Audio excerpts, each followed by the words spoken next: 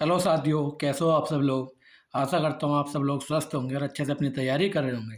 तो CHSL mains का जो हमारा एग्ज़ाम हुआ है उसका एनालिसिस लेके हम आपके सामने हाजिर हैं। जो एक ही शिफ्ट में पेपर हमारा हुआ है उसमें जीके के जितने भी क्वेश्चन बने हैं वो सारे क्वेश्चन लेके हम आज की क्लास में हाजिर हैं। देखते हैं किस तरीके के क्वेश्चन पूछे गए थे। यदि आपको क्वेश्चन सेम लगते हैं या आपको लगता है कि कुछ क्वेश्चन अलग थे तो आप कमेंट में भी लिख सकते हैं, और ऐसी वीडियो देखने के लिए चैनल को सब्सक्राइब भी कर देते हैं। चलिए बढ़ते हैं पहले क्वेश्चन की ओर। पहला क्वेश्चन पूछा था, which festival is celebrated to the mark the arrival of king Mahabali. राजा महाबली के आगमन के उपलक्ष्य में कौन सा त्यौहार मनाया जाता है। तो इसके ऑप्शन दिए गए थे, पोंगल, ओनम, बिशु या फिर बिहू। तो वो ऑप्शन डिफर कर सकते हैं कि इसमें से हो सकता है कि कुछ ऑप्शन ना दिए गए हों। अब बच्चे जो है क्वेश्चन बता देते हैं लेकिन ऑप्शन सारे याद नहीं रह पाते, तो इस वजह से ऑप्शन कुछ हमें अपनी साइड से भी ऐड करने पड़ते हैं। तो इसका आंसर क्या होगा? इसका आंसर होगा ओनम, ऑप्शन नंबर 1, या ऑप्शन नंबर 1 नहीं, बी इसका आंसर होगा ओनम। इसके बारे में कुछ एक्स्ट्रा डिटेल अगर इसमें से आंसर नहीं है तो इन डिटेल में से कुछ ना कुछ आंसर होगा। It is the official state festival of Kerala. The famous snake boat race जो है, जिसको हम वल्लम कली रेस भी बोलते हैं, is held during this festival. उसके बाद जो Pookalam is a major traditional of this festival. जो पूखलाम है, फूलों की रंगोली इस त्यौहार की प्रमुख परंपरा है। अगला क्वेश्चन पूछा गया था हमारा, नौखाई या Nuakhai festival belongs to which state. ये क्वेश्चन पूछा गया, तो ये किस स्टेट से बिलोंग करता है? नुआखाई ये करता है ओडिशा से। ऑप्शन नंबर सी इसका करेक्ट आंसर होगा। It is an agriculture festival celebrated to welcome the new rice of season and it is primarily observe by the people of western Odisha. तो वेस्टर्न ओडिशा के द्वारा इसको ऑब्जर्व किया जाता है या मनाया जाता है। It is celebrated the day after Ganesh Chaturthi, है ना। अगला क्वेश्चन हमारा पूछा गया था, Kalbelia dance is related to which state. Kalbelia जो नृत्य है वो किस राज्य से संबंधित है। तो ये संबंधित है किससे? राजस्थान से। Option number B correct answer होगा इसका, राजस्थान। अगले क्वेश्चन की ओर बढ़ते हैं उससे पहले कुछ और बात देख लेते हैं, क्या पता इसमें से कुछ क्वेश्चन हो। It is performed by the Kalbelia tribe traditionally known as snake charmers. यह कलवेलिया जनजातियों द्वारा किया जाता है जिन्हें पारंपरिक रूपों से सपेरों के रूप में मनाया जाता है। In 2010 it was included in UNESCO's intangible cultural heritage list. 2010 में जोड़ा गया था इसको। And Gulabo Sapera is the famous या most famous dancer of this folk form. तो गुलाबो सपेरा जो है वही इसके सबसे प्रसिद्ध नर्तकी है।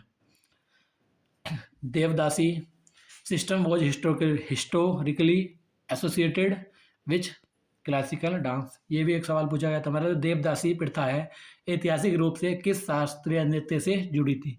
तो किससे जुड़ी थी ये जुड़ी थी, ऑप्शन नंबर सी इसका आंसर होगा, भरतनाट्यम। भरतनाट्यम इस क्वेश्चन का करेक्ट आंसर देखने को मिलेगा। Bharatanatyam was originally known as the Sadirattam, या फिर इसको सदीराट्टम के नाम से भी जाना जाता है। It originated in the temple of Tamil Nadu. Tamil Nadu के टेम्पल में इसकी शुरुआत हुई थी। उसके बाद अगला, who painted the famous Bharat माता पेंटिंग इन 1905 में किसने किया था? भारत माता की जो पेंटिंग थी उस किसने बनाई थी? ये बनाई थी अवनिंद्र नाथ टैगोर ने। Option number B. This painting was created during the Swadeshi movement. किसके दौरान? स्वदेशी मूवमेंट के दौरान इसको बनाया गया था। It depicts Bharat Mata as four armed deity holding food cloth learning and beads. यह भारत माता को भोजन, कपड़ा, शिक्षा और माला धारण करते हुए चार भुजाओं वाली देवी के रूप में दर्शाता है। उसके बाद रविंद्रनाथ टैगोर जो थे वो नेफ्यू थे किसके? रविंद्रनाथ टैगोर के। Weather related phenomena clouds rain occur in which atmospheric layer. तो अगला सवाल था हमारा, मौसम संबंधी जो घटनाएं होती हैं वो वायुमंडल की कौन सी परत में होती हैं। तो कौन सी में होती हैं? वो होती हैं हमारी ट्रोपोस्फेयर में। ऑप्शन नंबर सी इसका करेक्ट आंसर होगा, ट्रोपोस्फेयर। ट्रोपोस्फेयर में सारी मौसमी घटनाएं देखने को मिलती हैं। यह लोएस्ट लेयर है अर्थ की एटमॉस्फेयर की, फिर डिक्रीज होती है या फिर टेम्परेचर डिक्रीज करता है ऊपर जाने पे, और कंटेन्स 70 to 80% ऑफ एटमॉस्फेरिक मास। इसी में वायुमंडल का द्रव्यमान का लगभग 75 से 80% हिस्सा भी होता है। अगला क्वेश्चन पूछा गया था, article 143 of Indian constitution is related to vote. भारतीय अनुच्छेद का, देखो क्वेश्चन कुछ भी लैंग्वेज घुमा फिरा कर हो सकती है, लेकिन आर्टिकल 143 पूछा गया था और उसके बारे में सारी डिटेल यहाँ पे लिखी है। किससे संबंधित है? तो ये संबंधित है, ऑप्शन नंबर बी इसका करेक्ट आंसर होगा। एडवाइजरी नहीं, इसमें आंसर अलग लिख दिया। ये वही है, मतलब एडवाइजरी जुडिक्शन ऑफ सुप्रीम कोर्ट, या फिर मतलब सुप्रीम कोर्ट से जो प्रेसिडेंट परामर्श कर सकता है उसकी शक्ति दी गई है हमारी 143 आर्टिकल में, तो वो इसका आंसर था। The supreme court is not bind to give an opinion in all cases और the president is not bound to follow the advice given by court. सारी बातें लिखी हैं इसी आर्टिकल में। अगला क्वेश्चन पूछा गया था हमारा, what is the full form of PMSSB scheme. तो पीएमएसएसबी जो स्कीम है उसकी फुल फॉर्म क्या है, 4 ऑप्शन थे, लेकिन इसका करेक्ट आंसर था PM young achievers scholarship award scheme for vibrant India. एक बार फिर से, PM young achievers scholarship award scheme for vibrant India, ये इसका करेक्ट आंसर था। अगला क्वेश्चन था हमारा, अब हम ज़्यादा डिटेल इसके बारे में क्यों नहीं बता रहे, वो क्यों, क्योंकि आगे कोई एग्जाम नहीं होना, अगली कोई शिफ्ट नहीं है, तो इसके बारे में एक्स्ट्रा डिटेल करके फ़ायदा भी क्या है। तो जो क्वेश्चन थे उनके आंसर देख लेते हैं, और जो काम लायक हमारी डिटेल उसी को हम कर रहे हैं यहाँ पे। एक क्वेश्चन हमारा पूछा गया था, how many medals did India win in Paris Olympic 2024।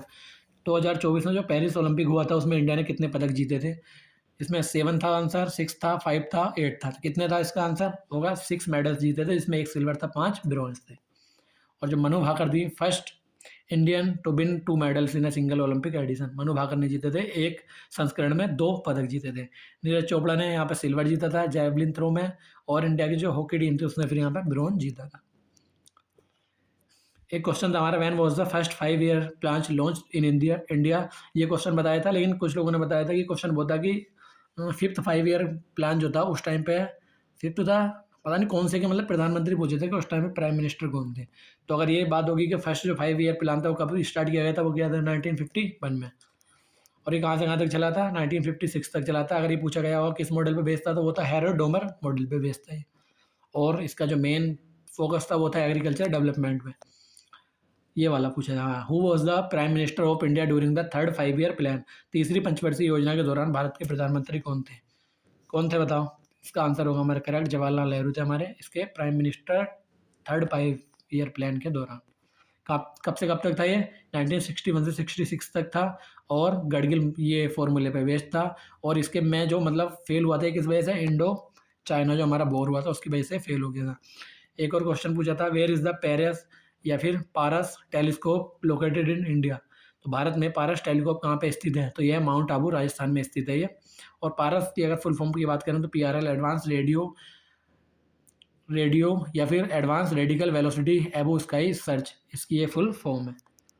और किसके लिए यूज़ किया जाता है, ये यहाँ पे लिखा हुआ है। इसका उपयोग एक्सपोनेंट्स यानी कि हमारे सौरमंडल के बाहर ग्रहों की खोज वगैरह के लिए किया जाता है। एक और क्वेश्चन पूछा गया था, who deciphered the Allahabad pillar inscription. किसने डिसाइफर किया था इलाहाबाद पिलर इंस्क्रिप्शन को, किसने, Alexander Cunningham, James Prinsep, John Marshall या फिर मोर्टिमर व्हीलर। तो किसने किया था ये, जेम्स प्रिंसिप ने।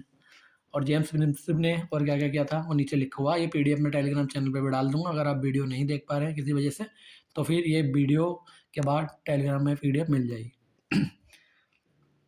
Allahabad pillar was originally located at which place. तो जो भी क्वेश्चन जिसने बनाए दोनों हमने लिख दिए कि अगर पूछा गया होगा इलाहाबाद पिलर इंस्क्रिप्शन जो था वो किसने डिसाइफर किया था, तो वो जेम्स प्रिंसिप ने। अगर ये पूछा गया होगा ये मतलब ओरिजिनली कहाँ पे लोकेटेड था, तो वो भी क्वेश्चन हमने ऐड किया। तो ओरिजिनली कहाँ पे लोकेटेड था, ये था कौशाम्बी में, देखिए कौशाम्बी में ये पहले लोकेटेड था। उसके बाद कौशाम्बी से इसको इलाहाबाद फोर्ट में किसके द्वारा ले जाया गया था, अकबर के द्वारा ले जाया गया था। और इसमें लिखा किस किस के बारे में है, अशोका के, समुद्रगुप्त के और जहांगीर के बारे में इसमें लिखी हुई चीज़ें। उसके बाद अगला क्वेश्चन पूछा गया था, what was the major impact of charter act of 1833 on the East India company. 1833 के चार्टर अधिनियम का ईस्ट इंडिया कंपनी पर क्या प्रभाव पड़ा। इंट्रोड्यूस डायरकी या फिर एंडेड कंपनीज मोनोपोली इन T trade, ended companies commercial activities या फिर abolish the board of control. तो इसका आंसर था हमारा सी, एंडेड कंपनीज कमर्शियल एक्टिविटी। तो कंपनी की जो व्यवसायिक गतिविधियाँ थी उसको समाप्त कर दिया गया था चार्टर एक्ट 1833 ने। और अगर इससे क्वेश्चन कुछ भी और बना होगा तो वो इस तरीके के बना होगा, the act designated to governor general of Bengal as a governor general of India. तो इसने गवर्नर जनरल ऑफ बंगाल को गवर्नर जनरल ऑफ इंडिया बना दिया गया था। और ये पहला कौन था, लॉर्ड बेंटिंग या फिर विलियम बेंटिंग इसको बोलते हैं। मोहन बागान के बारे में क्वेश्चन पूछा गया था, Mohun Bagan athletic club is related to which city. तो किस सिटी से रिलेटेड है, यह कोलकाता से मोहन बागान का क्वेश्चन बना था। तो कोलकाता इसका करेक्ट आंसर होगा। और ये कब फाउंड हुआ था, 1899 में हुआ था, है ना। और इसको ओल्डेस्ट फुटबॉल क्लब कहते हैं एशिया में।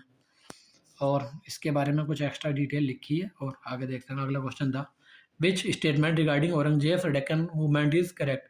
औरंगजेब के दक्कन अभियान के संबंध में कौन सा कथन सही है? It brought financial profit to Mughals, annexation of Bijapur and Golconda took place, या फिर री इम्प्लीमेंटेड जजिया। तो इसका क्या आंसर होगा? ये दोनों इसके आंसर होंगे 2 और 3। कुछ और ऑप्शन होंगे लेकिन हमें जो जो बताया वो हमने ऐड कर दिए, कुछ और भी ऑप्शन इसमें दिए गए होंगे। अगला क्वेश्चन था, what is the status of accessibility या रैम्स फॉर दिव्यांगजन इन डिस्ट्रिक्ट जुडिशियल कोर्ट? जिला न्यायिक अदालतों में दिव्यांगजनों के लिए या दिव्यांगजनों के लिए पहुंच रैंप की स्थिति क्या है? 20%, 50, 75 या फिर 90? क्या आंसर होगा इसका? इसका आंसर होगा 90%। As per recent infrastructure report and the accessible India goals for judiciary, किसके अनुसार है ये लिखा हुआ है, इसके अनुसार इसका आंसर है 90%। और बाकी यहाँ पे लिखी हुई चीज़ें हैं, देख सकते हैं तुम। ये वीडियो ज़्यादा लंबी इसलिए नहीं होगी क्योंकि क्वेश्चन हैं लेकिन उसकी हम एक्स्ट्रा डिटेल ज़्यादा नहीं बता रहे। वो क्यों? क्योंकि आगे कोई शिफ्ट है नहीं, तो किसको फ़ायदा होगा जब शिफ्ट ही नहीं है तो कोई भी। अगला question, who one the first individual Olympic medal for India? Bharat के लिए सबसे पहला व्यक्तिगत ओलंपिक पदक किसने जीता था या फिर गोल्ड किसने जीता था? तो ये जीता था अभिनव बिंद्रा ने। ऐसा भी क्वेश्चन फॉर्म हुआ था, बता रहे हैं, कई स्टूडेंट ने बताया था। इन्होंने 10 मीटर एयर राइफल होती है फिर उसमें जीता था बीजिंग ओलंपिक में। अगला क्वेश्चन, कुछ मतलब और बचे हुए क्वेश्चन थे, ये वाला तो हमने कर लिया। एक दो क्वेश्चन और थे जो बाद में पता चले थे तो मैंने ऐड कर दिया था, ये भी हमने कर लिया है। कोई क्वेश्चन अगर ये भी हमने कर लिया है, पारस वाला ये भी कर लिया, ये भी कर लिया। तो बस इतने क्वेश्चन थे। काफ़ी मतलब क्वेश्चन हमने सारे टोटल कर लिए, ज़्यादातर 2-3 क्वेश्चन बचे होंगे जो हमारे पास नहीं आए, नहीं तो ज़्यादातर हमने क्वेश्चन कर लिए। तो आप कमेंट में बता सकते हैं कि आपका मतलब एग्ज़ाम कैसा हुआ। बाकी बच्चे बता रहे हैं कि जो जीके था हमारा, जीके वो ईजी टू मॉडरेट था, मतलब मॉडरेट टू हाई नहीं था, ईजी टू मॉडरेट था। और इंग्लिश बताई गई है कि इंग्लिश हमारी ईजी साइड थी, इंग्लिश थी वो थी ईजी। और मैथ्स और रीजनिंग वो भी ईजी ही बता रहे हैं, मैथ्स और वो भी ईजी बताया गया है और रीजनिंग भी ईजी बता रहे हैं। बस जीके को मॉडरेट टू हाई बताया, वो ईजी टू मॉडरेट बता रहे हैं। बाकी ओवरऑल अगर बात करेंगे तो हमारा पेपर ये ईजी साइड ही बताया गया है। अब हमने तो पेपर दिया नहीं है तो हमें बता भी नहीं, जैसा बच्चों ने बताया वैसा आपको होना है। अगर हमारी दी गई जानकारी आपको पसंद आई है तो हमारे चैनल को सब्सक्राइब कर सकते हैं, वीडियो को लाइक कर सकते हैं। मिलते हैं ऐसी और अच्छी वीडियो के साथ, तब तक के लिए धन्यवाद, जय।